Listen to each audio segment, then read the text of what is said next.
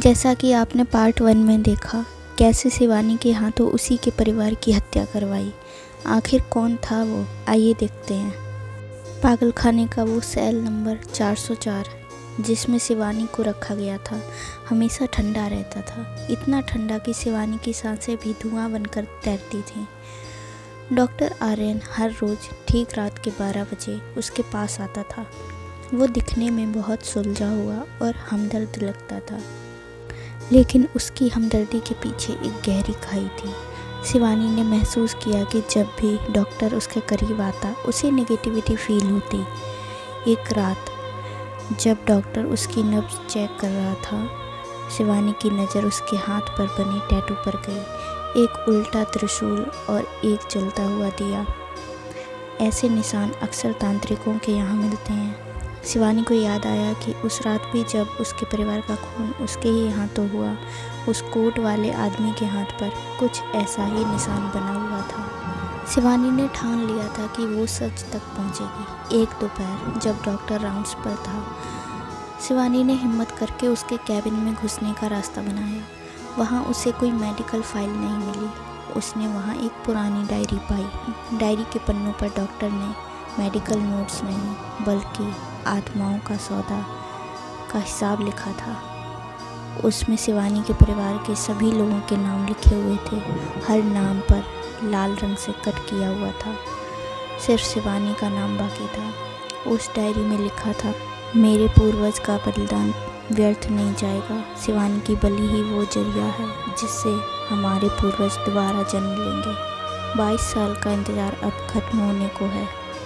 शिवानी को समझ आ गया कि उसे पागलखाने इसलिए रखा गया है ताकि दुनिया की नज़रों से दूर डॉक्टर उसे बलि देने के लिए तैयार कर सके।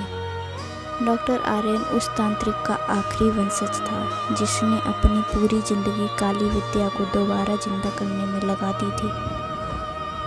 उसने शिवानी को जो दवाइयाँ दी थीं, वो दिमाग ठीक करने के लिए नहीं थी, बल्कि उसकी इच्छा शक्ति को ख़त्म करने के लिए थी, ताकि वो शैतान उसके शरीर पर पूरी तरह कब्जा कर सके। अमावस्या की रात थी।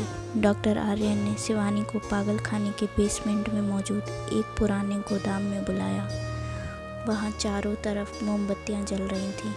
बेसमेंट की उस ठंडी और सीलन भरी रात में डॉक्टर अपनी जीत का जश्न मना रहा था। उसने शिवानी को एक लोहे की कुर्सी से बांध दिया। डॉक्टर ने एक पुरानी तलवार निकाली जिस पर वही निशान बना हुआ था जो डॉक्टर के हाथ पर था।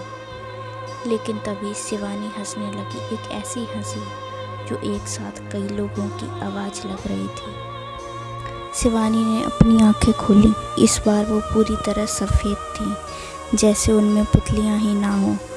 डॉक्टर ने मंत्र पढ़ना शुरू किया, लेकिन उसके शब्द उसके गले में ही अटक गए।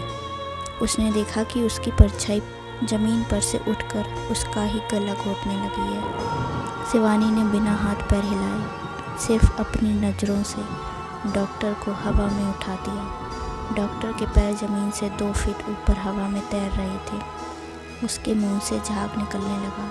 तभी शिवानी गरजती हुई आवाज़ में बोली, तूने मेरे परिवार को ख़त्म किया, अब मैं तेरे ख़ानदान को मिटा दूंगी। शिवानी ने एक उंगली हवा में घुमाई। डॉक्टर के वाइट कोट की जेब से उसका ही चाकू खुद ब खुद हवा में तैरने लगा।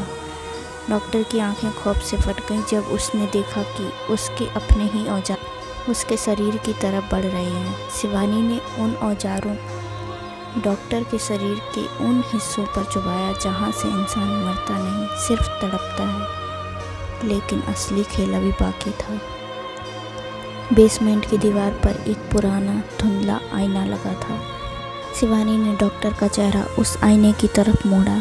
आईने में डॉक्टर को अपनी शक्ल नहीं, बल्कि उन सब लोगों की आत्माएं दिखाई दीं जिन्हें उसने और उसके परिवार ने मारा था।